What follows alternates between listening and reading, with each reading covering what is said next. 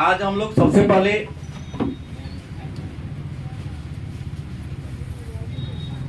पांड्य वंश के बारे में जानेंगे। पांड्य वंश जो दक्षिण भारत के इतिहास में संगम के लिए प्रसिद्ध है, संगम के लिए जाना जाता है और दक्षिण भारत का ऐसा राजवंश जो विद्वानों का महान संरक्षक था। तो पांड्य वंश दक्षिण भारत का एक प्रमुख राजवंश था और पांड्य वंश के बारे में जानकारी की अगर हम स्रोत की बात कर ले कि पांड्य वंश के बारे में हमको जानकारी कैसे मिलेगी, तो पांड्य वंश के बारे में जानकारी का पहला स्रोत है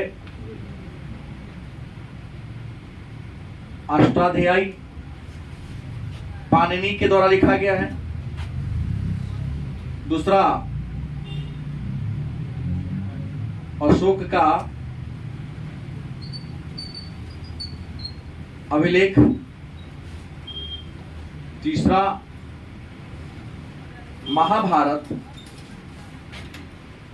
पांड्य वंश के बारे में जानकारी प्राप्त करने के लिए सबसे प्रामाणिक स्रोत है, विश्वसनीय स्रोत है।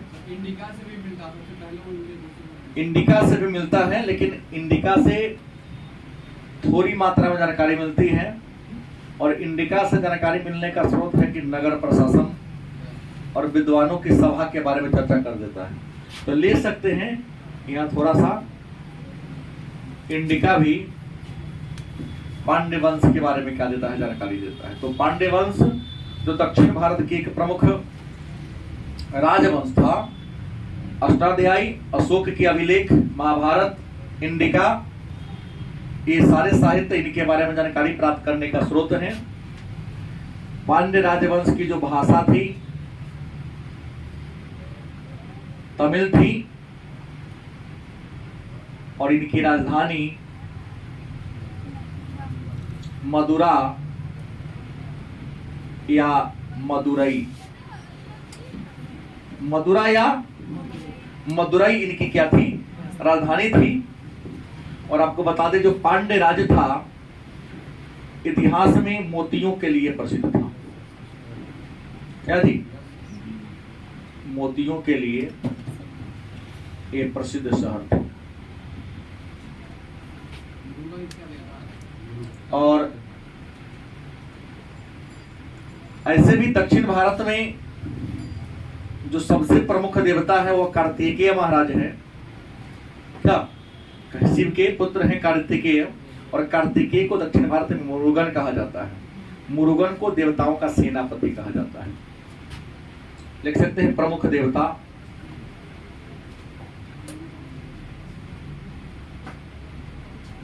मुरुगन अर्थात मुर्गा। और चिन्ह की बात कर ले इनका कि इस राजवंश का चिन्ह क्या था, इनका मछली था। ये जो मुरुगन है शिवपुत्र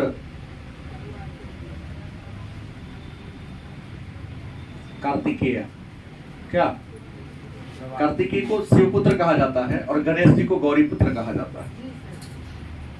क्या? तो पांड्य दक्षिण भारत का एक राजवंश था। जानकारी के स्रोत अष्टाध्यायी, अशोक के अभिलेख, महाभारत और मेगास्थनीज की इंडिका। इनकी भाषा तमिल थी, राजधानी मदुरा या मदुरई। और पांड्य राजवंश दक्षिण भारत के इतिहास में या भारत के इतिहास में सुंदर मोतियों के लिए क्या है, प्रसिद्ध रहा है। इन राजवंश के जो प्रमुख देवता थे मुरुगन, मुर्गा उनका प्रतीक चिन्ह है मुर्गा का, और चिन्ह राज चिन्ह क्या है, मछली। और मुरुगन कार्तिकेय महाराज को कहा जाता है और कार्तिकेय कौन है, शिवपुत्र। अब सवाल है कि पांड्य वंश के अगर शासक की बात करें कि पांड्य वंश के प्रमुख शासक कौन कौन थे, तो पांड्य वंश के जो प्रमुख शासक थे, नंबर 1 पर नेडियोन। कौन है? नेडियोन। पांड्य वंश के जो प्रमुख शासक थे उससे पहला राजा कौन थे? नेडियोन। और नेडियोन जिसका शाब्दिक अर्थ होता है लंबा आदमी। नेडियोन का शाब्दिक अर्थ क्या होता है? लंबा आदमी। और ये पांड्य वंश के क्या थे? पहला राजा। और पांड्य वंश का इनको कुछ विद्वान संस्थापक भी मानते हैं। पांड्य वंश के दूसरा जो राजा थे उनका नाम था नेडुजेलियन।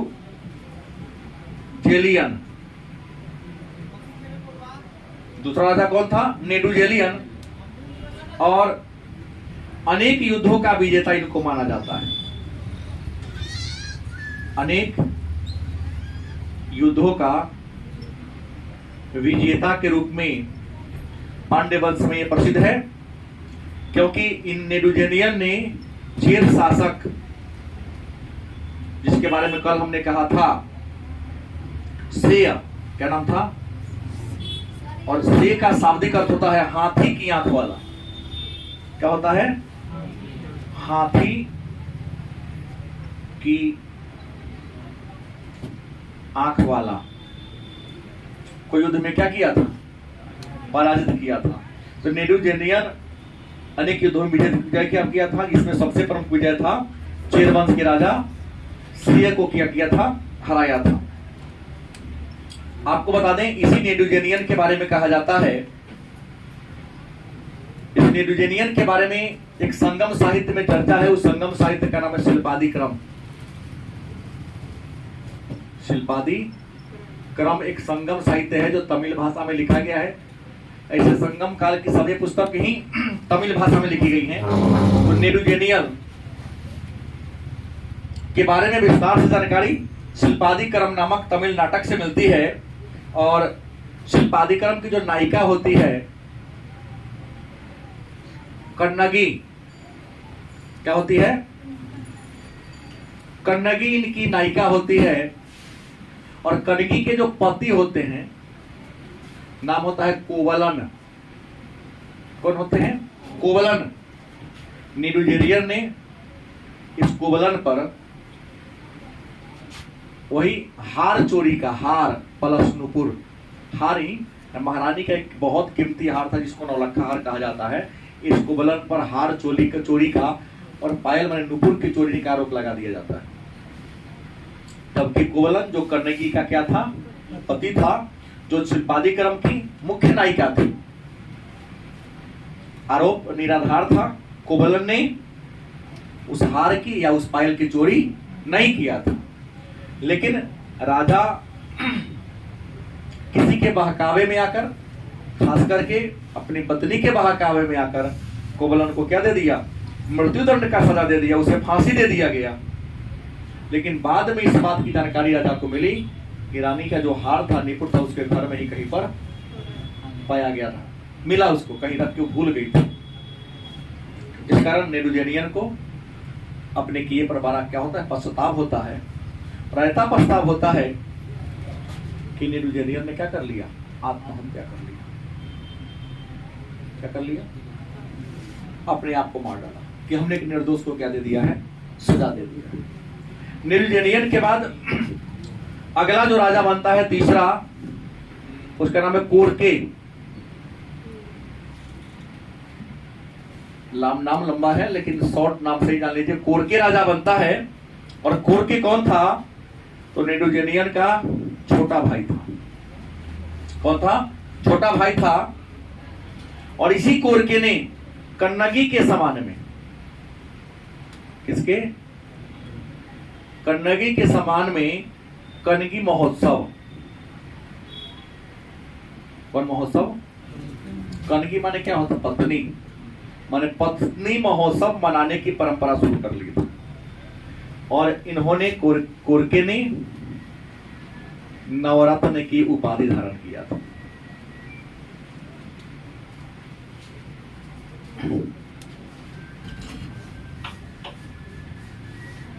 कोरके के बाद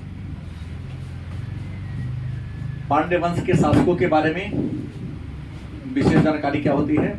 नहीं मिलती है।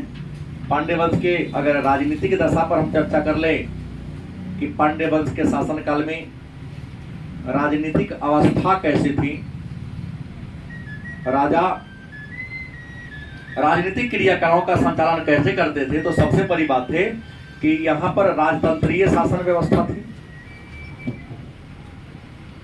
राजा शासन का प्रधान था, लेकिन बड़े बेटा को राजा बनाया जाता था।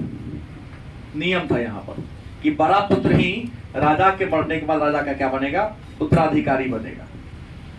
राजा जो भी बनता था, नियम बन गया था कानून में, उसका मुख्य उद्देश्य क्या होगा, दिग्विजय करना। राजा का मुख्य उद्देश्य क्या होगा, दिग्विजय। दिग्विजय का मतलब होता दिशा को जीतना।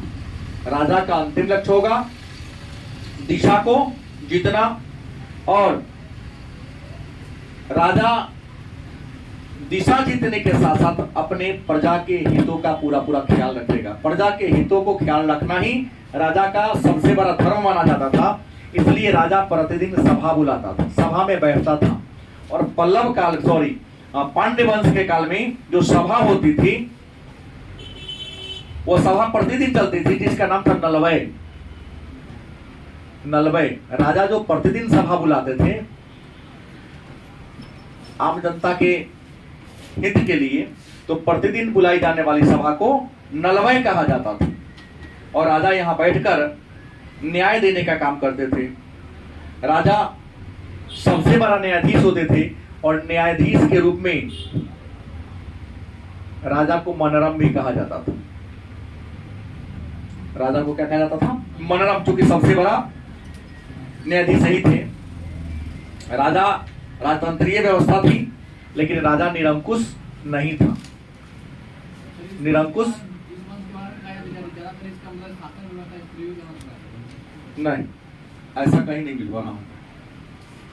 मैंने कहा राजा निरंकुश नहीं था। राजतंत्रीय होने के बाद भी राजा का पद क्या था, निरंकुश नहीं था, क्योंकि राजा शासन कार्य में सहायता के लिए एक परिषद का गठन किया था। और परिषद के जो पदाधिकारी थे, पुरोहित, ज्योतिष, वैद्य और अनेक प्रकार के मंत्री होते थे, उन मंत्रियों को मिलाकर एक परिषद बनाए थे। और ये परिषद राजा को समय समय पर सहायता देते थे। उस परिषद को पंच महामंडली कहा जाता था। पंच महामंडली कहा जाता था। इसी पंच महामंडली की सहायता से राजा शासन व्यवस्था को क्या करते थे, चलाते थे। पंच महामंडली मतलब पांड्य वंश के शासन काल में राजा के निरंकुशता पर नियंत्रण करने वाली या शासन कार्य में राजा को सहायता प्रदान करने वाली जो परिषद थी, उसको पंच महामंडली कहा जाता था। राजा शासन कार्य को सुचारू रूप से चलाने के लिए गुप्तचर को बहाल करता था, ताकि राजा के पदाधिकारी आम जनता को किसी प्रकार से परेशान न कर सके। और पांड्य वंश के शासन काल में गुप्तचर को औरर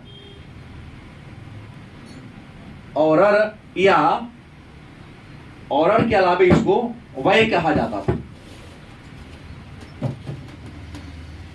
मतलब पांड्य वंश के शासन काल में राजा गुप्तचर भी बहाल करते थे। जैसे हमने कहा मौर्य काल में गुप्तचर को गुड पुरुष कहा जाता था, लेकिन पांड्य वंश के शासन काल में राजा गुप्तचर को औरर या वय कहा जाता था। राज्य का बंटवारा मंडलम में किया गया था। भले प्रशासन का बट मंडलम से नीचा क्या होता था, नाडु होता था, और नाडु से नीचा क्या होता था, ऊर होता था। चोल वंश के काल में केंद्रीय प्रशासन से राज्य होता था। राज्य को मंडलम के नीचा नाडु, और सबसे नीचा क्या थी, उर, जो गांव के वरिष्ठ लोगों की क्या थी, सभा थी। ये नाडु जो सबसे छोटी राजनीतिक इकाई थी, और आमदनी का मुख्य स्रोत क्या था, भूमि कर। आय का अगर मुख्य स्रोत की बात करें पांड्य काल में, तो आय का मुख्य स्रोत क्या था, भूमिकर आय का प्रमुख स्रोत था। और भूमिकर के रूप में जो भूमिकर वसूलने वाले पदाधिकारी थे, उन पदाधिकारी को कराई कहा जाता था। भूमिकर वसूल करने वाले अधिकारी को कराई कहा जाता था। और सामंत भी मतलब जमींदार भी समय समय पर राजा को टैक्स देते थे, उसका नाम था इराई। क्या कहते हैं, इराई। भूमिकर वह देता था जो भूमि खेती बाड़ी करता था, लेकिन सामंत माने जमींदार हमेशा लड़ाई में भाग लेता था, दूसरे सामंत पर आक्रमण करके उसके संपत्ति को लूट लेता था। तो नियम था जो लूटे गए संपत्ति में 20% हिस्सा राजा को देना है। तो वो जो राजा का लूट के संपत्ति में हिस्सा मिलता था उसको इराई के नाम से जाना जाता था। समय समय पर सामंत लोग राजा को उपहार भी देते थे ताकि राजा की दया दृष्टि हमेशा बनी रहे। तो उपहार को इराबू कहा जाता था। उपहार को क्या कहा जाता था, इराबू कहा जाता था। लेकिन यहां जो खेती बाड़ी करते थे, उम्मीद है आप लोगों को पता होगा, दक्षिण भारत में खेती बाड़ी करने वाले कृषक को वलाल कहा जाता था। कृषक को क्या कहा जाता था, वलाल कहा जाता था। खेती बाड़ी करना इनका मुख्य काम था। उसके बाद व्यापार भी जीविका का आधार था। इस समय लोग व्यापार भी करते थे और व्यापारी वर्ग को वेगिनर कहा जाता था। व्यापारी वर्ग को वेगिनर कहा जाता था और व्यापारियों के समूह को सार्थवाह कहा जाता था। व्यापारी वर्ग को वेगिनर कहा जाता था और व्यापारियों के समूह को क्या कहा जाता था, सम्राट सार्थवाह कहा जाता था। लेकिन जो समुद्र में व्यापार करते थे, कुछ ऐसे लोग थे जो स्थल पर व्यापारियों के समूह को सार्थवाह कहा जाता था। कुछ ऐसे लोग थे जो समुद्र में जाकर जहाज या नाव का बेड़ा लेकर समुद्र में व्यापार करते थे। तो समुद्र के व्यापारियों के समूह का नाम था मानामिकम। मानामिकम ये समुद्र के व्यापारियों का क्या था, समूह था। समाज की बात करते हैं तो हमने गुप्त काल पढ़ा है कि गुप्त काल में जो हमारा समाज था वह 5 वर्ग में बटा था। अगर गुप्तकालीन समाज की बात करें तो हमने कहा कि गुप्त काल में समाज कितने भाग में बटे थे, 5 भाग में बटे थे। लेकिन पांड्य वंश के काल में समाज की बात करें तो पांड्य वंश के शासन काल में समाज 4 नहीं 5 वर्ग में बटा था। उत्तर भारत में चतुर्वर्णीय व्यवस्था थी, मतलब समाज 4 वर्ग में बटा था। लेकिन पांड्य वंश के काल में यूं कहे दक्षिण भारत में समाज कितने वर्ग में थे, 5 वर्ग में थे। पहला था पुरोहित वर्ग। कौन था, पुरोहित वर्ग, जो राजा को धर्म और ज्ञान की शिक्षा दिया करते थे, नैतिकता की पाठ पढ़ाते थे राजा को उनके दायित्वों को हमेशा याद कराते थे। जो दूसरा वर्ग था अरसर अर्थात शासक वर्ग। क्या नाम था, शासक वर्ग। तीसरा था वेनिगर, बोला हूं पहले, व्यापारी वर्ग। चौथा जो वर्ग था वल्लाल अर्थात कृषक वर्ग। 5वां जो वर्ग था वे लाल, चौथा ना होगा यहाँ, वल्लाल वे लाल 5वां है। हाँ, 5वां जो वर्ग था वो था बेलाल, और ये जो बेलाल था कृषक मजदूर था। तो बल्लाल और बेलाल में अंतर है। वल्लाल किसान को कहा जाता था और वेलाल खेतीबाड़ी में मतलब जमीन पर काम करने वाले मजदूर को कहा जाता था। तो ये था विवाह परंपरा विकसित हो चुकी थी यहाँ भी, और विवाह एक व्यक्ति एक ही विवाह करता था। लेकिन इस समय भी कई बार प्रेम विवाह का वर्णन मिलता है, और इस काल में जो प्रेम विवाह होता था उसको पंचतिन्नय कहा जाता था। प्रेम विवाह को पांड्य वंश के शासनकाल में पंचतिन्नय कहा जाता था। और कुछ लोग ऐसे थे जहां विवाह होना संभव नहीं है। प्रेम विवाह के भी कई रूप होते हैं, लेकिन कई बार जिस विवाह को ना आपके परिवार के प्रेम भी हो, लेकिन वहां पर को समाज अनुमति क्या करेगा, नहीं देगा। जैसे हम भारत के एक बहुत बड़े महापुरुष की बात कर लूं, जिनका नाम है बाबू जगजीवन राम, नाम सुने होंगे, प्रथम श्रम मंत्री भी रहे। उन्होंने क्या कहा था कि वोट और बेटी अपने जात में ही दो। उनका स्टेटमेंट में 9th क्लास के पॉलिटिकल साइंस में मैंने पढ़ा है और बच्चों को पढ़ाया भी है। और हमारे समाज की तो शायद यही परंपरा रही। आदमी कितना ही बड़ा हो जाता है लेकिन प्रयास करता है शादी के समय में, विवाह के समय अपनी जाति को ढूंढा जाता है। फिर हम और आप उतने बड़े नहीं हैं कि देखिए, आलोचना उसका होता है जो किसी लेवल पर नहीं होता है। लेवल पर पहुंच जाने पर आलोचनाएं नहीं होता है। उदाहरण किसी डॉक्टर इंजीनियर को दीजिएगा तो समाज में चलने वाला नहीं है, क्योंकि आप डॉक्टर इंजीनियर नहीं है। वहां पर लोग जाता है तो समान व्यवसाय देखता है कि मैं जिस लेवल में हूं, जिससे मेरा संबंध जोड़ने जा रहा है, वह मेरे लेवल का है कि नहीं। इसके पीछे भी तर्क होता है कि लेवल अगर ब्रेन का समान होगा, विचारधारा मिलेगी, गृहस्थ जीवन सुख में बीतेगा, तो डीएम साहब गवार से शादी कर लेंगे। इतना विद्वान महापुरुष हैं, यहाँ विचारे नहीं मिलेगा तो क्या होगा? आज शादी कल तलाक नहीं होगा। तो वहां बात अलग होती है। तो पांडे वंश के काल में प्रेम विवाह को पंचतिन्नय कहा जाता था। और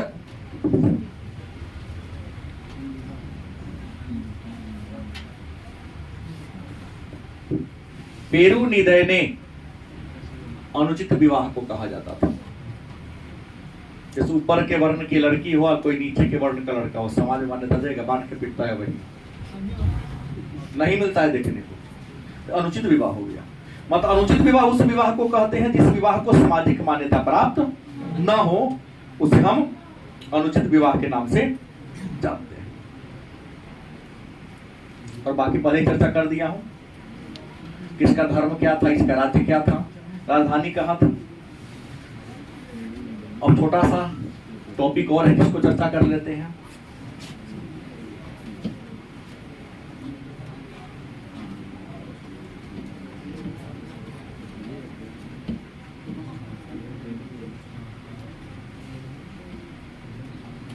अगला टॉपिक जो हम चर्चा करने वाले हैं वो दक्षिण भारत के बारे में चर्चा करेंगे। नाम होगा पल्लव वंश।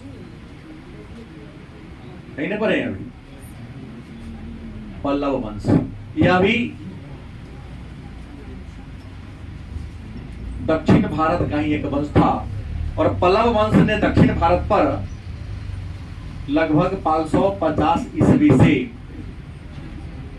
750 ईस्वी तक कैसा हुआ, लगभग 200 वर्षों तक क्या किया था? राज किया था। और पल्लवों की राजधानी कहां थी? कांची। और किस राज्य में पड़ता है? तमिलनाडु में पड़ता है। जिस समय की मैं चर्चा कर रहा हूं उस समय कांची ही इसका नाम था। तो ये था पल्लव। प्रश्न है तो पल्लव वंश के बारे में जानकारी का स्रोत क्या है, वह कौन कौन से साधन हैं जिनको पढ़कर हम पल्लव वंश के बारे में जानकारी हासिल कर सकते हैं। तो पल्लव वंश के बारे में जानकारी का अनेक स्रोत है, लेकिन जो सबसे पहला स्रोत है हरिसेन के द्वारा लिखा गया प्रयाग प्रशस्ति। प्रयाग, अब कहिएगा प्रयाग प्रशस्ति का है। तो हमने गुप्त वंश पढ़ाया तो चर्चा किया था कि समुद्रगुप्त ने दक्षिण भारत के 12 राजाओं को पराजित करके उस पर धर्म के अनुसार राज्य किया। मतलब उसे संधि किया, सर्वकर ग्रहण मोक्षानुग्रह करके उसे क्या कर दिया था? छोड़ दिया था। और समुद्रगुप्त जब कांची पर हमला बोला था तो उस समय कांची का राजा सिंह विष्णु था। कौन था? पढ़ा होगा आपने, सिंह विष्णु राजा था। तो जब कांची को जीत लिया और समुद्रगुप्त के बारे में जानकारी प्राप्त करने का सबसे प्रामाणिक स्रोत है प्रयाग प्रशस्ति। तो प्रयाग प्रशस्ति ही पल्लव वंश के बारे में, मतलब उसकी राजधानी कांची के बारे में हमको क्या देता है? जानकारी देता है। दूसरा, ह्वेन सांग का यात्रा विवरण। नहीं, ह्वेनसांग चीन का एक यात्री था और यह 7वीं सदी में हर्षवर्धन के शासनकाल में इंडिया घूमने आया था। और हर्षवर्धन ने 2 बार धर्मसभा बुलाया था। एक का नाम था महामोक्ष परिषद और एक का नाम था धर्मसभा। दूसरी बार में कहा जाता है कि हर्षवर्धन ने अपनी पूरी प्रॉपर्टी ही दान कर दिया था। साहित्य में आप पढ़े होंगे, मैंने ही पढ़ा, पूरी प्रॉपर्टी अपना क्या कर दिया था, दान कर दिया था। और 5वीं बौद्ध सभा का आयोजन हर्षवर्धन के शासनकाल में 643 ईस्वी में हुई थी प्रयागराज में। उसका मुख्य अतिथि ह्वेनसांग ही थे। नीति का पंडित माना जाता है। हाँ, नीति का पंडित इसे कहा जाता है। साहित्य मुनि भी कहा जाता है। तो ह्वेनसांग इसके मुख्य अतिथि थे। ह्वेनसांग भी आपको बता दें कांची की यात्रा किए थे। तो कांची की जब यात्रा किए थे तो उन्होंने भी अपनी यात्रा विवरण में पल्लव वंश के बारे में, कांची के बारे में विस्तार से चर्चा किया है। तो इसको भी पढ़ के हम जानकारी प्राप्त कर सकते हैं। प्रश्नों की इसकी भाषा की बात छोड़ दिया जाए तो इसके बारे में जानकारी प्राप्त करने का 2 प्रमाणिक स्रोत है। एक मन में आपके होगा कि पल्लव रियल में कौन थे। अचानक 550 ईस्वी में भारत की राजनीति में इनका पदार्पण होता है, ये प्रवेश करते हैं। तो रियल में ये पल्लव थे कौन? तो हमने दक्षिण भारत के एक राजवंश के बारे में चर्चा किया है। मातृवंशीय राजवंश था शातवाहन वंश।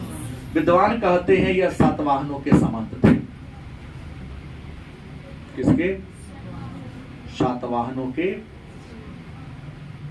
सामंत थे, मतलब उनके अधीन रहने वाले छोटे छोटे राजा थे। इसके अलावा इनकी जाति क्या थी, इनका वर्ण क्या था? तो ये वर्ण या जाति के बारे में अलग अलग विद्वान अलग अलग राय देते हैं, लेकिन अधिकांश बातों को अगर मिलान करेंगे तो कहा जाता है कि ये ब्राह्मण वर्ण के थे। क्या थे? ब्राह्मण। कुछ लोग इन्हें अश्वत्थामा का पुत्र मानते हैं और भारद्वाज गोत्र का मानते हैं।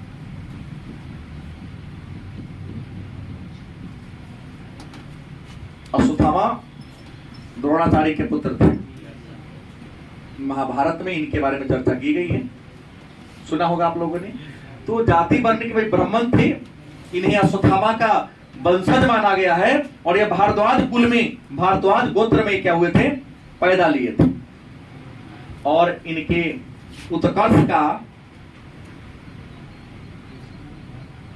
केंद्र की बात करें तो रियल में उनके उत्कर्ष का अगर केंद्र की बात कर लें तो उस केंद्र का केंद्र कहां था? कांची ही था, क्योंकि इसका उदय कहां हुआ था? कांची। और कांची को इनका मूल निवास कहां था? कांची उत्कर्ष का इनका केंद्र था, लेकिन रियल में पल्लव मूल निवासी कहां के थे? कहीं न कहीं के तो ये मूल निवासी रहे होंगे। तो ये मूल निवासी थे तोंड मंडलम के। कहां के? तोंड मंडलम के ये मूल निवासी थे। प्रश्न है तो पल्लव वंश के प्रमुख राजा कौन कौन हुए और दक्षिण भारत के राजनीति में उनका क्या स्थान रहा है? तो पल्लव वंश के अगर हम प्रमुख शासक की बात कर ले तो पल्लव वंश के प्रमुख शासकों में सबसे पहला नाम आएगा शिव स्कंद वर्मन का। पहला नाम कौन होगा? शिव स्कंद वर्मन का नाम आता है। ये पल्लव वंश के पहले शासक और पहले संस्थापक भी थे। और कुछ विद्वान कहते हैं कि नहीं, शिव स्कंद वर्मन पहले शासक जरूर थे, लेकिन ये पल्लव वंश के संस्थापक नहीं थे। कुछ विद्वान सिंह वर्मा या सिंह विष्णु को सिंह वर्मा, इन्हीं का अन्य नाम है सिंह विष्णु, को पल्लव वंश का क्या मानते हैं? संस्थापक मानते हैं। और इसी सिंह वर्मा या सिंह विष्णु ने पल्लव वंश की स्थापना किया और कांची को अपनी क्या बना दिया? राजधानी बना दिया। लेकिन कई विद्वानों की अगर बात को आप मानेंगे तो पल्लव वंश के पहले राजा शिव स्कंद ब्राह्मण ही थे, लेकिन अगर आपसे पूछेगा कि संस्थापक कौन था तो हमेशा सिंह विष्णु को ही विद्वान पल्लव वंश के संस्थापक मानते। हो सकते हैं छोटे राजा हो, इनकी उपलब्धि या ख्याति नहीं रहा हो, और ये ख्याति प्राप्त राजा थे इसलिए इनको संस्थापक मान लिया जाता है। दूसरा राजा जिसका नाम था विष्णु गोप, दूसरा राजा कौन हुआ? विष्णु गोप। कहा जाता है कि समुद्रगुप्त जब कांची पर आक्रमण किया था तो उस समय कांची का राजा कौन था? मतलब समुद्रगुप्त के दक्षिण अभियान के समय, गुप्त के दक्षिण अभियान के समय कांची का राजा कौन था? विष्णुगुप्त। लेकिन इतिहास में इन किसी की कोई उपलब्धि नहीं है। विष्णुगुप्त के बाद जो तीसरा राजा बना, जिसके बारे में हमने पहले कह दिया, वही का नाम था सिंह विष्णु। कौन था? सिंह विष्णु। इन्हें पल्लव वंश का वास्तविक संस्थापक माना जाता है।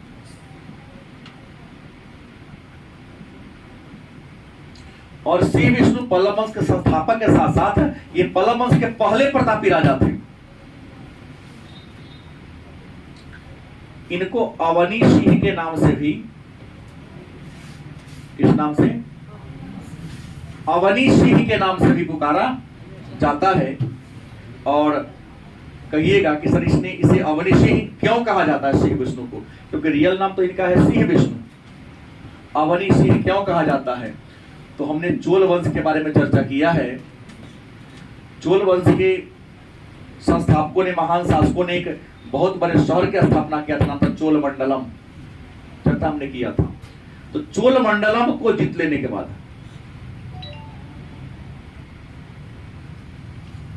चोल मंडलम को विजय करने के बाद, जीत लेने के बाद इन्होंने अवनी सिंह की क्या धारण किया था? उपाधि धारण किया था। इसके बाद इनके दरबार में एक बहुत बड़े विद्वान भी रहते थे, और संस्कृत भाषा के विद्वान थे। इनका नाम क्या था? भारवी। और भारवी ने एक साहित्य लिखा, एक पुस्तक लिखा है जिसका नाम था कुमार चरित्र। गलत सही कि डांडी ने लिखा है? डांडी ने लिखा है। इनके दरबार में भारवी जैसे महान कवि रहते थे, और यह सिंह विष्णु जो था वह वैष्णव धर्म को मानता था। इनका धर्म क्या था? वैष्णव। मतलब ये भगवान विष्णु की क्या करते थे? आराधना करते थे।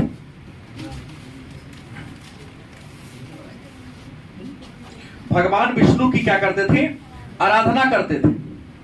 और भगवान विष्णु के सम्मान में इन्होंने मामल्लपुरम में,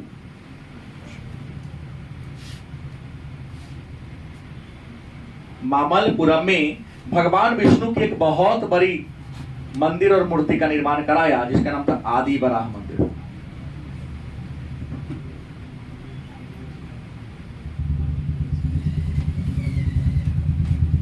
तो आदि वराह मंदिर जो भगवान विष्णु का मंदिर है, जो मामल्लपुरम नामक स्थान पर है, तमिलनाडु में है।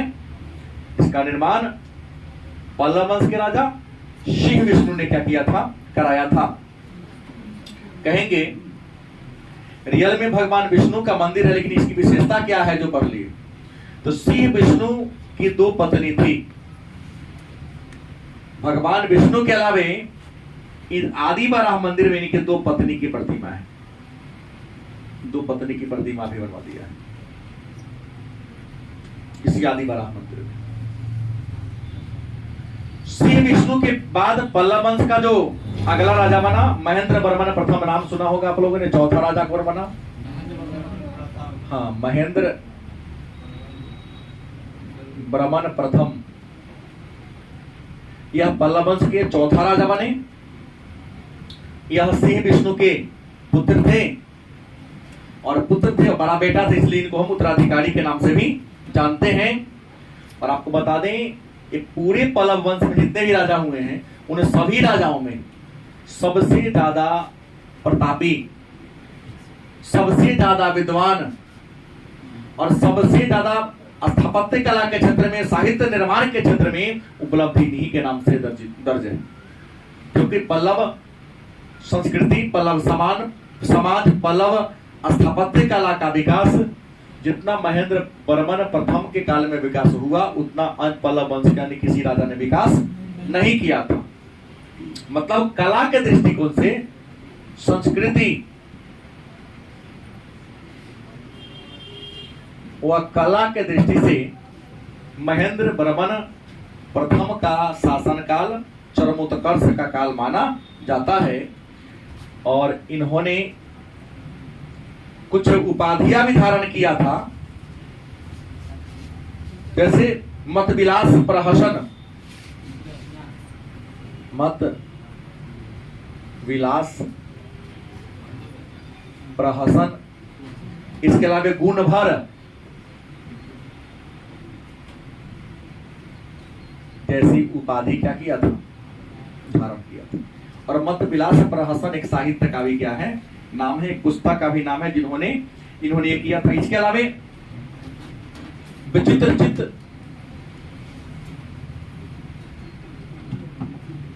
विचित्र चित्त का भी उपाधि इन्होंने क्या किया था, धारण किया था।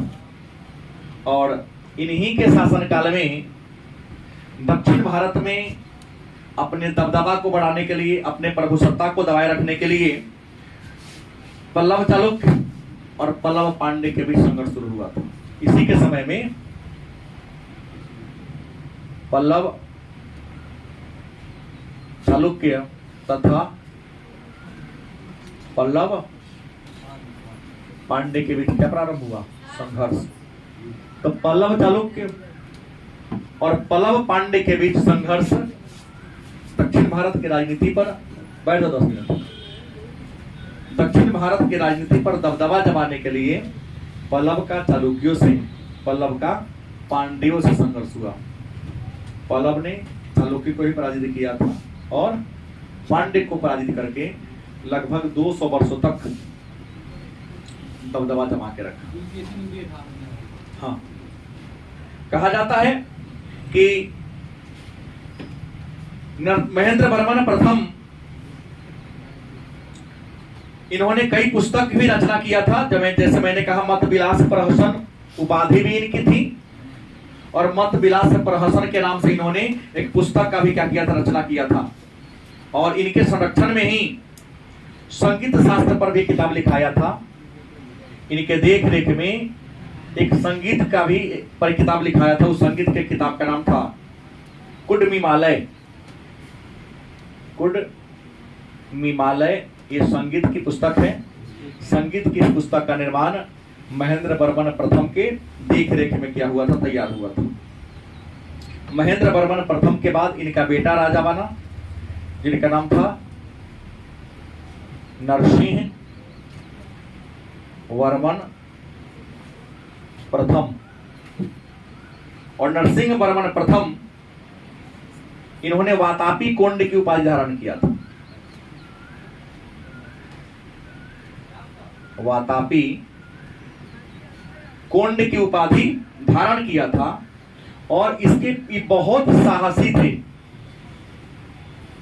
पूरे पल्लव शासकों के इतिहास में जितना साहसी नरसिंह वर्मन प्रथम थे, इतना साहसी कोई राजा नहीं था। इनके साहसी होने के कारण इन्हें महामल्ल भी कहा जाता है। हाँ, महामल्ल कहा जाता है। महा माने बहुत, मल्ल माने युद्ध में सबको पराजित कर देना। इनको साहस के कारण इनको महामल्ल भी कहा जाता है।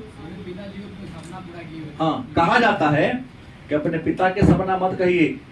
जिस पुलकेशी द्वितीय से हर्षवर्धन पराजित हो गया था नर्मदा नदी के किनारे। हर्षवर्धन बड़ा ही वीर योद्धा थे, लेकिन पुलकेशी द्वितीय ने हर्षवर्धन को भी 6 से 43 ईस्वी के आसपास नर्मदा नदी के किनारे क्या कर दिया था, हरा दिया था। उस पुलकेशी द्वितीय को नरसिंह वर्मन ने क्या कर दिया था, हरा दिया था। तो नरसिंह वर्मन जब पुलकेशिन द्वितीय को लड़ाई में हरा दिया तो पुलकेशिन द्वितीय ने इनके पीठ पर विजय शब्द अंकित कराया था। क्या कराया था? विजय। तो पल्लव वंश के किस राजा के पीठ पर विजय शब्द लिखा गया? प्रथम। किसने करवाया? पुलकेशिन द्वितीय ने। क्यों करवाया? क्योंकि युद्ध में उसे भी, क्योंकि वो भी लड़ाई में किसी से हरा उरा नहीं था, उसे भी लड़ाई में क्या कर दिया था? हरा दिया था। इन्होंने नरसिंह वर्मन द्वितीय ने कांची के बगल में बंदरगाह नगर की स्थापना कराया था। बंदरगाह नगर या बंदरगाह शहर की स्थापना कराया था। उस बंदरगाह शहर का नाम था महाबलीपुरम। महाबलीपुरम तमिलनाडु में ही है। महाबलीपुरम नामक नगर की स्थापना किया था। और कहा जाता है कि जब कांची की यात्रा कौन किए थे? हुएनसांग। जब कांची की यात्रा पर गए थे तो कांची का राजा कौन था? नरसिंह वर्मन प्रथम थे। जब हुएनसांग दक्षिण भारत के दौरा करने गए थे, और कांची तो इतिहास में अपने उपलब्धियों के लिए फेमस रहा है, तो जब कांची की यात्रा पर गए तो वहां का राजा कौन था? नरसिंह वर्मन प्रथम था। आगे चर्चा करें। नरसिंह वर्मन प्रथम के बाद अगला राजा बना महेंद्र वर्मन द्वितीय। पल्लव वंश का अगला राजा कौन बना? महेंद्र वर्मन द्वितीय। और यह इनके शासन काल की उपलब्धि क्या थी कि किसी लड़ाई में वो काम नहीं किए थे।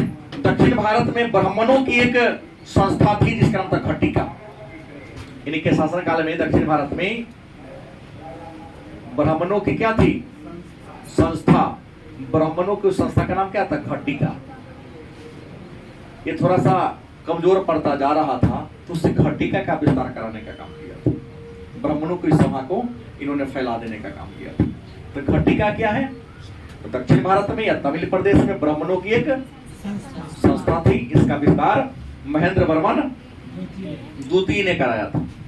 और कुछ लेख में कुछ विद्वान महेंद्र वर्मन द्वितीय के बारे में कहते हैं कि इन्हें मध्यम लोकपाल कहा जाता है।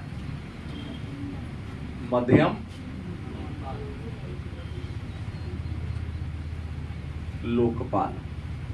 मध्यम माने मीठ वाला, लोक माने जनता, पाल माने उनसे संरक्षण करने वाला, देखरेख करने वाला। तो इनको मध्यम लोकपाल के नाम से भी जाना जाता है।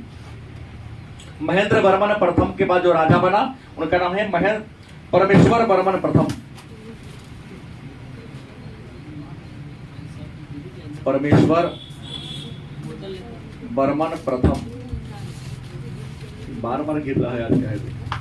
परमेश्वर वर्मन प्रथम जो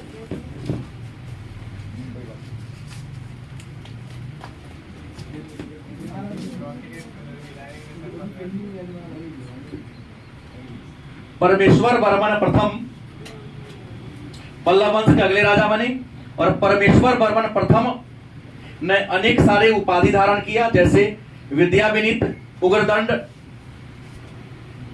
विद्या विनीत, उग्रदंड, लोकादित्य के अलावे चित्रमाय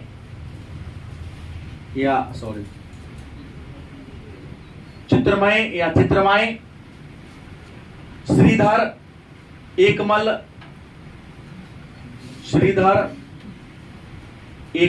मतलब पल्लव शासकों के इतिहास में यह केवल और केवल अपने उपाधि के लिए फेमस है, लेकिन एक अच्छा काम किया था। अच्छा काम क्या किया था?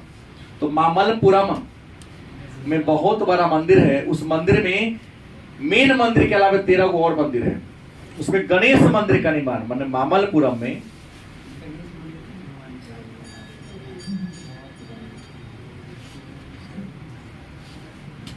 गणेश मंदिर का निर्माण किसने कराया था? ये नहीं कराया था, क्योंकि मामलपुरम में युधिष्ठिर मंदिर है, द्रौपदी मंदिर है, पार्वती मंदिर है, कृष्ण मंदिर, बहुत मंदिर है। उसमें गणेश मंदिर कौन बनवाया था? परमेश्वर वर्मन प्रथम ने कराया। इनके मरने के बाद इनका बेटा राजा बना, नरसिंह वर्मन द्वितीय। नाम क्या था? हाँ, नरसिंह वर्मन द्वितीय राजा बना। और नरसिंह वर्मन द्वितीय जब राजा बना तो इनकी ख्याति है कि ये भगवान शिव के अनन्य भक्त थे। सब विष्णु था लेकिन कौन भगवान के? शिव भगवान की पूजा करते थे। और इन्हें आगम प्रिय के अलावे राज सिंह भी कहा जाता है। आगम प्रिय और राज सिंह जैसी उपाधि धारण किया था। ये भगवान शिव के अनन्य क्या थे? भक्त थे। और इन्होंने एक मंदिर बनाया था शिव जी के लिए, जिसे राज सिद्धेश्वर मंदिर भी कहा जाता है। राज सिद्धेश्वर मंदिर का निर्माण नरसिंह वर्मन द्वितीय ने कराया था। इसके अलावा इन्होंने अन्य कई मंदिर बनाया था। इनके द्वारा बनाए गए प्रमुख मंदिर की अगर बात करें तो इनके द्वारा बनाया गया प्रमुख मंदिर में समुद्र तटीय मंदिर, कांची का कैलाश मंदिर, कांची का कैलाशनाथ मंदिर, इरावतेश्वर मंदिर, मतलब समुद्र तटीय मंदिर, इरावतेश्वर मंदिर, और कांची का कैलाश मंदिर नहीं, कैलाशनाथ मंदिर का निर्माण नरसिंह वर्मन द्वितीय ने कराया, जो पल्लव वंश के राजा थे। और नरसिंह वर्मन द्वितीय के काल में मंदिर निर्माण की एक नई शैली का विकास हुआ। उस नए शैली का नाम है राज सिद्धेश्वर मंदिर। राज सिद्धेश्वर शैली के नाम से क्या करते हैं जानते हैं? राज सिद्धेश्वर या राज शैली, मंदिर निर्माण की एक नई शैली का इन्होंने क्या कर दिया था? विकास कर दिया था। इसके बाद राजा बने परमेश्वर वर्मन द्वितीय। प्रथम हो गया परमेश्वर वर्मन द्वितीय। लेकिन पल्लव के इतिहास में इस राजा की कोई उपलब्धि नहीं है। इसके बाद नंदी वर्मन द्वितीय राजा बना। नंदी वर्मन द्वितीय राजा बना। इतिहास में इनकी भी कोई उपलब्धि नहीं है। एक ही उपलब्धि है कि इन्हीं के शासनकाल में चालुक्य, पांड्य और पल्लव के बीच एक संघर्ष शुरू हुआ। जैसे दक्षिण भारत में, उत्तर भारत में त्रिपक्षीय संघर्ष हुआ था, तो यहां भी कांची पर अधिकार करने के लिए चालुक्य, पांड्य और पल्लव के बीच एक त्रिपक्षीय संघर्ष शुरुआत हुआ था। इसमें एक और आ गया था, राष्ट्रकूट भी आ गया था। मतलब कांची पर दबदबा जमाने के लिए चालुक्य, पल्लव, राष्ट्रकूट और पांड्य के बीच त्रिकोणीय संघर्ष या त्रिपक्षीय संघर्ष नंदी वर्मन प्रथम के काल में हुआ। इसके बाद दंती वर्मन राजा बने। दंती वर्मन राजा बने और इसके शासनकाल में